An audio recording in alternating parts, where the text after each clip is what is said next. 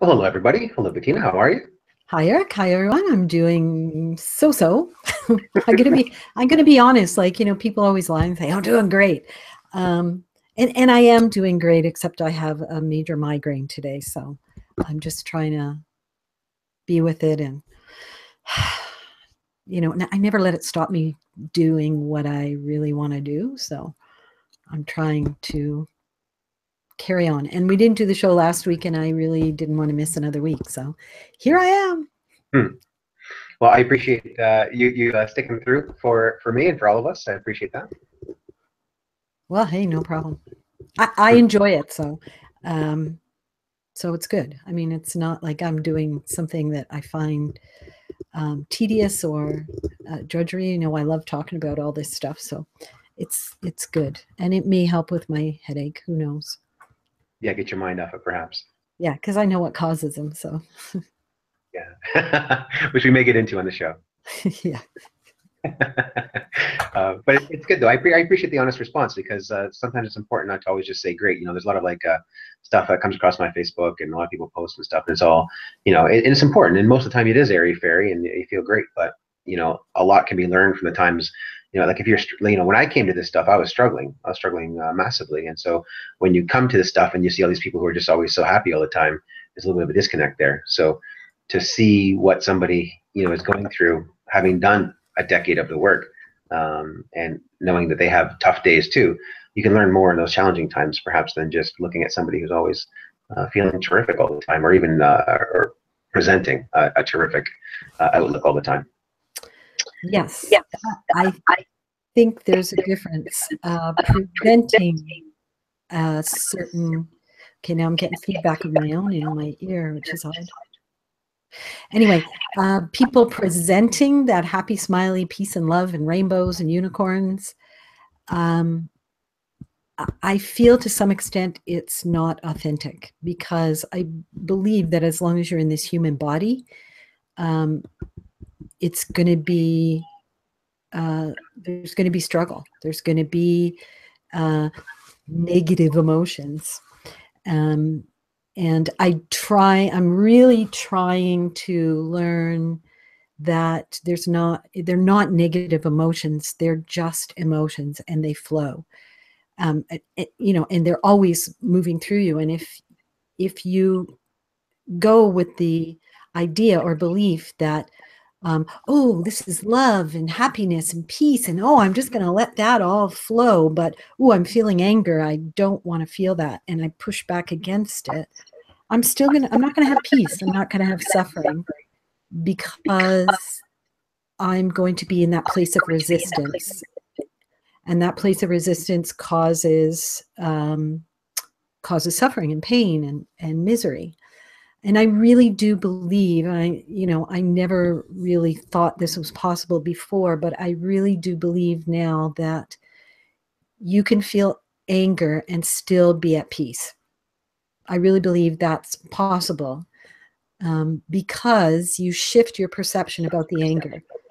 The anger becomes more about just an emotion that's moving through you as a human being, and less about feeling attacked or needing to attack or get vengeance from other people.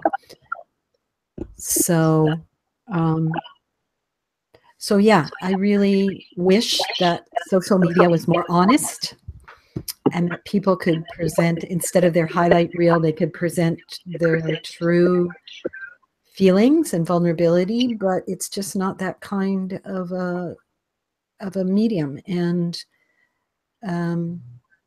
it's a shame because authenticity suffers, I think. And and me, I'm always telling the truth. It's like, you people are also happy. I'm not happy. I'm having a bad day, or I'm struggling with my business, or I'm having problems with my relationship with so and so. I don't usually talk about that here because I don't think that's fair to whoever I'm struggling with. But I mean, I think it's important for people to know, especially if they're new on this journey, for people to know that that struggle or those negative emotions still will come up. You will still feel, And you may feel more intensely too, because you're more aware of it.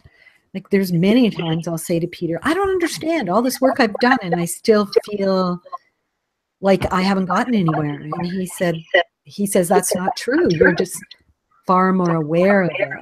Right. And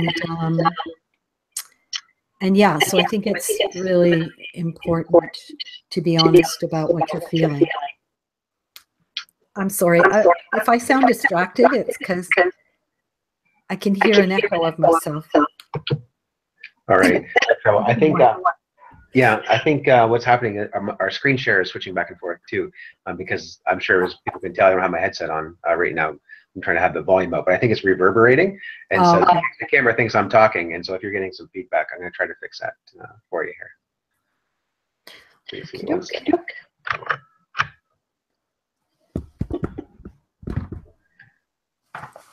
All right, and can you hear me? I can hear you. Oh, perfect. Okay. All right. Sorry, Ashley. Yeah, I was talking about the headset. It's kind of the first time we tried it, and actually, when it first worked, I was all excited because I was like, "Oh, well, I've been wearing this headset for years for no reason." Yeah, and well, you know what? It was working at first, and then it started giving me that feedback or whatever, and then now I'm thinking maybe I'm too loud. I don't know. I don't think so. I think, as we go through the technical problems here in the middle of the show, but I think the sound was bouncing, and so it was messing up the camera, and I think you're getting your bounce back sound. But I do want to talk about what you're talking about not pushing against it. And it kind of goes right hand in hand with when you talk about how you can feel at peace, with being angry. I think that's really an important thing. And you talk about your migraine and how you don't resist against it, because resistance is where the pain is. And I think the same thing is true when you're angry. When you're angry for a real reason, the real reason that you're triggered, in the healthy way that you're triggered, that if you are centered in your core and you're not resisting being angry, sometimes that's what kind of propels or magnifies or makes it carry on too long. So it's like, I don't want to feel this way, and so my anger is the only way that I feel like I can get out of it. But it's okay to be angry, but we need to use our tools when we are, so that we can talk in a constructive way, how to get out of it. And not just go down the rabbit hole of being, we follow our emotions and then we start causing destruction. And I think the same is true whether it be anger or any discomfort, much like the migraine. If you resist it, you're talking here about how you don't use drugs to alleviate it, and Peter sometimes laughs at you with that. It's more so when you say after the end of the show, you can go down and lay down and accept it as it comes, and you talk about that all the time on the show. And I think that allows negative states to come through our life, but doesn't let us attach to it and doesn't let us suffer as much from it, and allows us a stairway out of it when we acknowledge it, and we then rely intelligently on our tools to find our way out of it. Yeah, and the thing is that I've noticed now when I do feel angry, there's this sort of, the awareness kicks in really quickly. So it's like, well, the anger tends to come up quite quickly. And I think that's, most people have that because it's such a strong emotion. And you're Italian. And and my former mother-in-law from my first marriage said I was an emotional Italian or something. I was like, yeah, okay. That's a lot. Yeah. I was really insulted by it at the time, but now it's like, so okay, so the anger comes up fairly quickly, and I think that's a really not necessarily an Italian thing, but it's a common thing because it's such a strong emotion, right? And what I've noticed now is that when it comes up, my awareness kicks in right away because of the practice. It's practice. It's like, playing a piano. You play, you practice, you read music. At some point, you're going to be able to sit down with a new piece of music and read that music and play right away because of the practice. And this is the same thing. It's like practicing the awareness. At first, whenever you happen to be able to, you practice the awareness. And then it becomes more and more often you're aware. Sometimes after the fact, sometimes like a week later, sometimes, in the moment. But now I notice in the moment, I feel angry, and then I watch myself, honest to God, I watch myself trying to pin it on something. And I'm like doing this mental scan about, oh, it's so and so, they're not doing this, or so and so is being so blah blah blah, or that person is being mean to me, or this is happening, or that is happening. And I go through, when I'm aware, when I'm in my awareness, I will go through this whole this whole litany of all these things that I want to pin it on, and then I keep going, nope, nope, nope, and then I just come to the point where I go, yeah, I'm angry, okay. And sometimes I say it out loud, because I think sometimes when you say it out loud, you're acknowledging it, Yeah. and you're letting other people around know that, if something comes out of your mouth that you weren't aware was going to happen, and it's not so nice, at least they know where it's coming from. And it makes it a lot easier. But I think the whole idea of resisting it and saying you're not feeling anger or pushing back against it is very harmful. Mm-hmm. And so we get physical. So if we don't get it on the emotional level, if our awareness doesn't kick in on the emotional level, then we'll get a physical manifestation that will say, are you listening now? Are you paying attention now? Are you being aware now? And I have these lovely books that I refer to when things like that happen. And so I know that migraines are a dislike of being driven or pushed. And I think I felt that quite strongly this morning, in a different way than normal, but still felt quite pushed. And then, boom, there it was. So I've sort of been sitting with that today, that whole experience that sort of triggered it. And so the headache is kind of secondary to the thing that triggered it. And that, I think, is where we need to go. And it's really interesting, because in the Course in Miracles text that we're on right now in my group that I'm running, we're talking about sickness. It's really interesting. Physical, emotional, spiritual, mental sickness is all interrelated. And that sickness begins in the mind. And the shift in from wrong mind to right mind is the healing factor. So I do very much use that whole idea by mind, body, spirit to look at all of it, everything, in my awareness. Yeah, I think it's also, you said that the headache is a result. When you talk about, when you feel driven or pushed in a direction you don't want to be, it's that resistance of it. It's that this is unfair. I shouldn't have to. I think this person's being unreasonable, and I'm not going to, because if I do, I'm going to be mad at myself, or I'm going to be, just be a pushover. And then you have all these thoughts that come up, and then no wonder it results in a pressure headache, of course. And I think it was really intelligent what you said too about being angry. And I think, when you say when the anger comes up really quickly, I mean, we all know in ourselves and in the people in our lives and the people we grew up with, that's very much the case. And then when you say that anger will then it'll look to try to pin it on something or someone. I'm angry. You feel the emotion, and then you follow the emotion. You're like, okay, something, I have to find what it is. And then the easiest thing, because the ego speaks first and loudest, is to put it on somebody else. They did this to me. This situation is occurring. This is the reason why I feel angry. And it's so smart to, when you have the practice, when you have the awareness, to watch the first thing that come up. It's this person why I'm angry, and then you go, no, try again.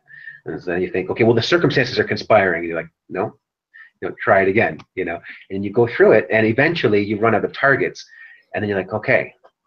And then when you can just sit there and in a comfortable spot say, okay, I'm angry, and you can actually get in touch with the actual feeling, rather than putting it on somebody, putting the tail on the donkey, if you will. And then we get sucked down a tangent, because we're falsely placing our anger on something else, on something that's not, it's just an emotion. Relax. It's just an emotion. Just sit with it. And if you're able to sit with it in a calm place like that, it's amazing how fast it dissipates. And it's amazing how quickly solutions, constructive solutions, can come your way. You start asking yourself a better quality question, and your brain has no choice but to answer the questions that's asked within it. And I think that was such a great deconstruction of the whole anger process and how we can destroy things, destroy really important things that we've spent many years building, simply because we can't understand the process of anger, or we get sidetracked before we get to the core. Yeah, absolutely. And, I mean, anger is very toxic, but only when we start projecting it onto someone else. It's Yeah. not toxic, and when we suppress it and try and push back against it. Yeah. When we allow it to flow, when we just sit there and look at it and stop trying to, we want to blame other people because we want to stop feeling it. Yeah. The anger comes up and we go, oh, anger's bad. I don't want to feel it. It must be someone else's fault. And I'm going to say it's you because you looked at me funny. Whatever, it could be as minute an issue as that. You looked at me funny and now I'm mad at you. And then it grows. The anger grows because now the other person is going to reflect back to you the anger that you're feeling. And that's how huge fights start, from a very small thing. And the thing is, we want other people to change so that we'll feel comfortable again. And number one, that's a huge job because there's how many billion people in the world, or trillion, I don't know how many now. So good luck, because there will always be someone who will piss you off. And number two, it's so much easier to look inside and say, this is just anger I'm feeling, and I don't need to pin it on anything. I just need to be with it. I just need to, welcome it in like a visitor and say, you're welcome to come in, stay as long as you like, leave when you're ready. I will create that safe space for you, just as if you were creating a safe space for someone else to go through whatever they're going through. It's really, really important to do that. To me, that is self-care. Self-care is not saying, oh, I'm going to go get a mani and a pedi, or I'm going to go and, spend some time with my buddies and have a beer or whatever. Self-care really is creating a safe space for yourself when you are in those places of struggle, and allowing yourself to be okay with it and have compassion for yourself. That really is the ultimate in self-care to me. Yeah, you can go to the spa. Yeah, you can go have a mani-pedi. Yeah, you can go out for a beer with the guys. Yeah, you can do whatever you want. But true self-care is that inner stability, that inner creating that inner safe place for ourselves. Because I think sometimes it's easier to create it for someone else, and we're really too hard on ourselves. Yeah. And, even especially when we've been doing the work for a while and we go, I shouldn't be feeling this way because I know better. And it's not that you don't know better. It's just another process that's happening, another emotion that's arising. And, that's part of being human, and that's part of the ego's little ploy to try and pull you back. Yeah. And you just don't listen.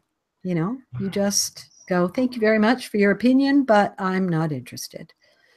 I'm going to stay in my right mind. And then my right mind says, just sit with it and be with it and know that you're okay. Yeah. Yeah. Because to deny it is to really deny, our humanness. It's going to happen. It's going to happen 1,000 more times in the next few years. You're going to feel angry. You're going to feel frustrated. And when you say, just create a safe space for it, we say on the show all the time, and we even have a title of a show called Sitting with a Sick Friend. You as the angered person is the sick friend. So just sit with it, console it, be there, just be there and create a safe space for it. And it's amazing how much that will open the valves to dissipate what you're feeling. And I like what you say about anger. It's toxic, but it's really toxic when you project it and when you suppress it. And that's absolutely true. And how many times have we been in that situation where we're angry, we don't say anything, and it eats us up.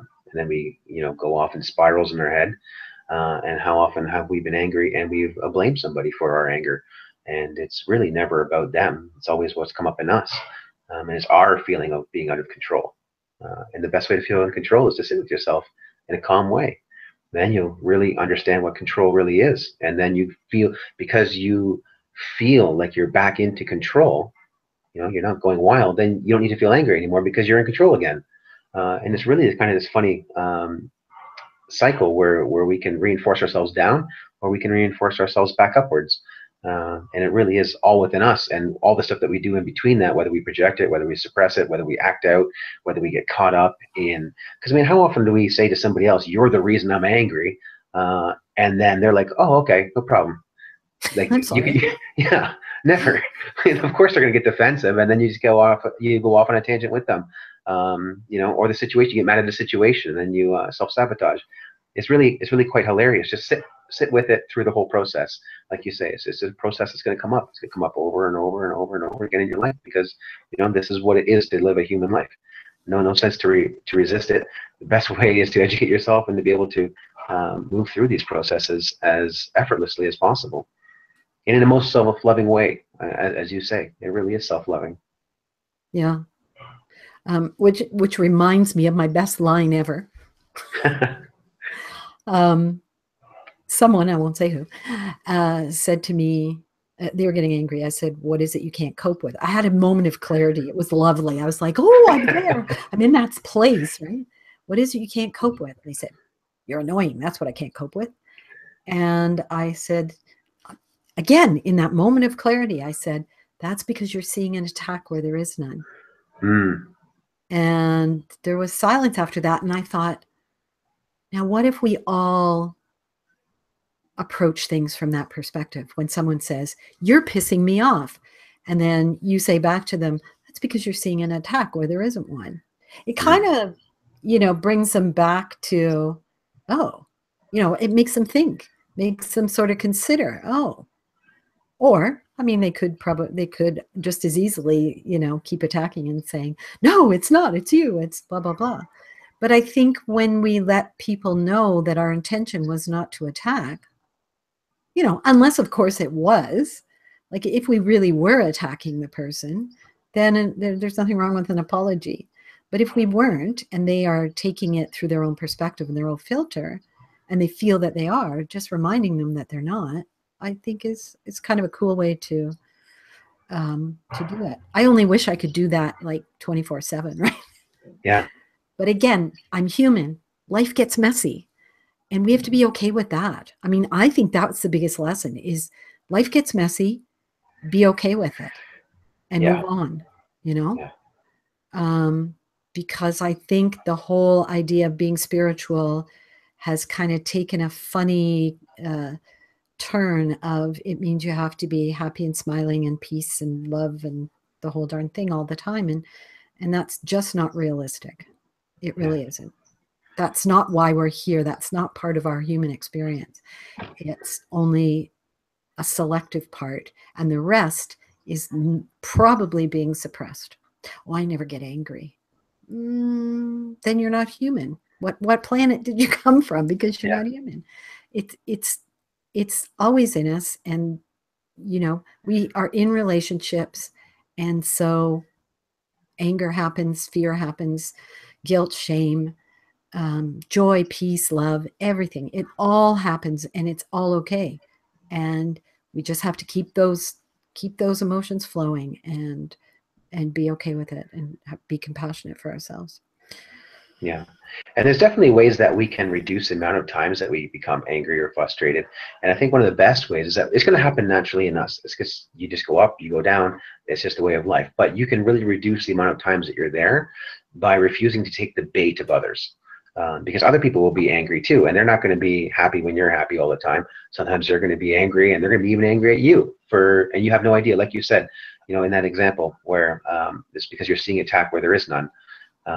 And they're going to project, they're going to take something that maybe even you've done, and they're going to get angry at you for it. And then they're going to be like, "I hate how this feels." Like you said earlier, "Here, you take it." I'm going to throw my anger at you because I would like you to take it off my hands for me. I would like you to become, you know, the recipient of my anger that's on the inside, and it never works. Yeah.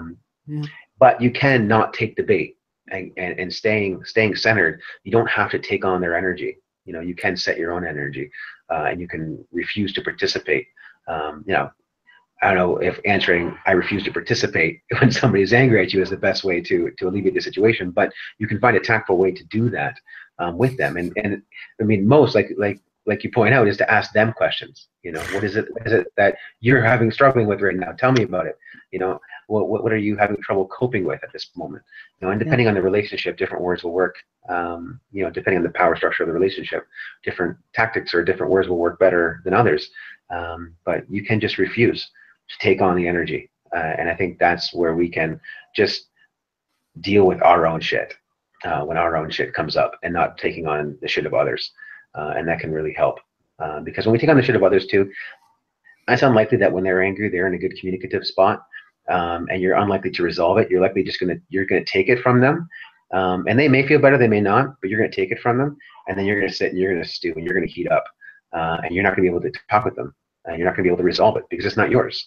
And then it just activates you, and you can't get rid of it because there's no real healthy way once you have somebody else's anger inside of you. Yeah, absolutely. And I was laughing, by the way, because I have used that. I'm not participating in this. We can talk about it later, you know, and that works pretty good too, actually. Yeah, I'm not participating right now. Not like this. We'll talk later. Yeah. Yeah. And, you know, I think just like stop it before it gets any further. And if you're feeling anger, then again, go and do your own thing.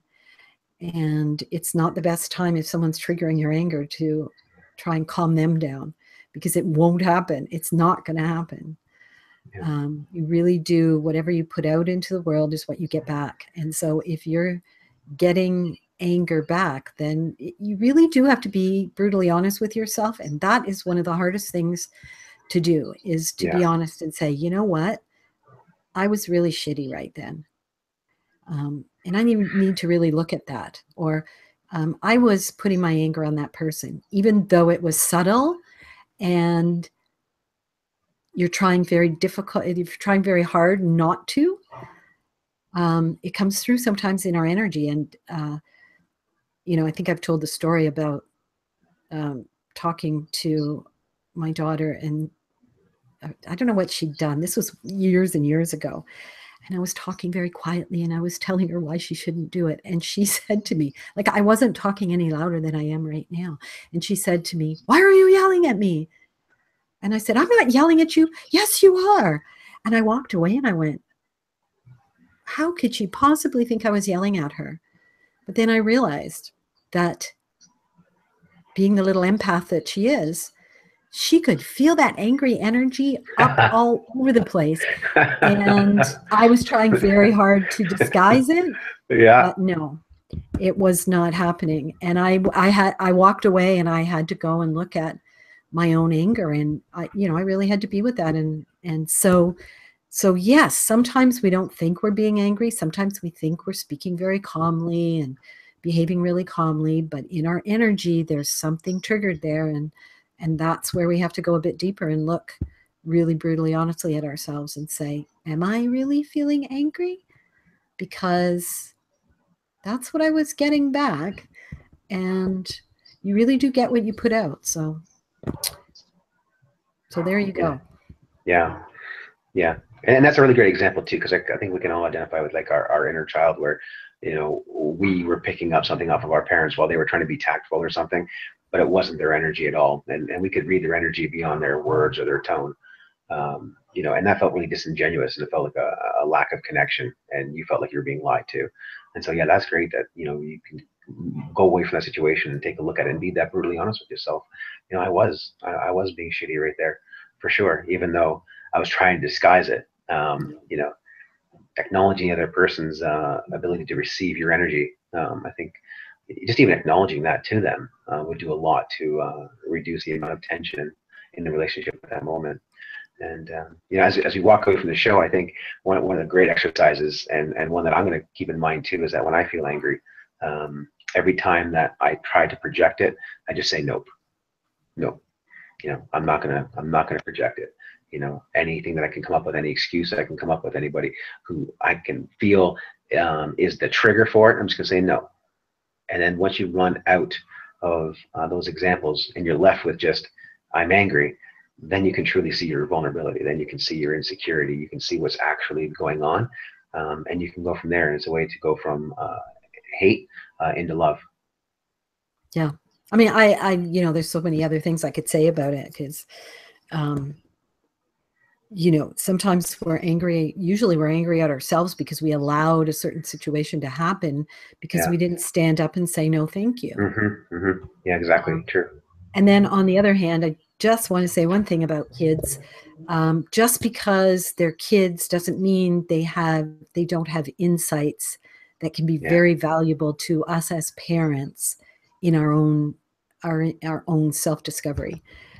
Because I think, as they say, out of the mouths of babes, and don't discount something that they're saying to you, because I think it can be very valuable for us in our own growth and in our relationship with our children, just, you know, allowing them to be heard and know that what they have to say is important, just as much as what we have to say. Yeah. So, yeah, that's beautifully said. And then while they might not have the vocabulary to really articulate it, where they're coming from is absolutely viable. Yeah, absolutely. Yeah. Well, we've used up our half hour for the show. This was real quick. And how would you feel about finishing us off with a meditation today before you go and lay down and take a load off? Rest my head. That's right. I'd be quite happy to do that. It probably will give me a good start to my little meditation. I might do a meditation too. Okay, let's close our eyes and take a deep breath. And as you breathe, go into that space where loving presence sits, waiting for you to return home, where it is always loving you and nurturing you and creating a safe space for you, no matter what you're feeling. And know that from this loving presence, any anger that you feel, or worry, or shame, or fear, or guilt, or frustration, whatever you feel, the loving presence is always surrounding you and holding you in a safe space so that you can feel it, so that you can allow it to move through you, and so that you can be free and understand that any joy and peace that you are looking for comes from within and from that connection to loving presence. And that the peace can be felt when we stop resisting the negative emotions, when we allow them to flow, when we allow them to move through us in a beautiful cascade of different feelings, emotions, and really engaging and being in your body with them as you feel them. Because it's not as threatening as you may think.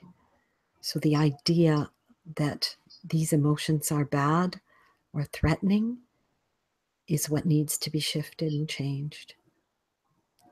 And know that all emotions are merely emotions. So let them flow.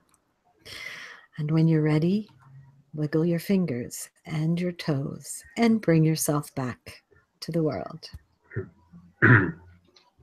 Thank you. You're welcome. I like how you finished there with they're just emotions. They're not threatening. You don't have to feel threatened by them. Just emotions. Yeah, it's that judgment, right? Yeah, it's the judgment. That's right. Judgment. Well, thank you everybody for watching this week, and Bettina, thank you for putting on the show despite your headache. I appreciate that. No problem. I forgot about it for half an hour, so that's good. Excellent. Well, I wish you a speedy recovery, and and we'll see you all next week. Thanks. Have a great week, everyone.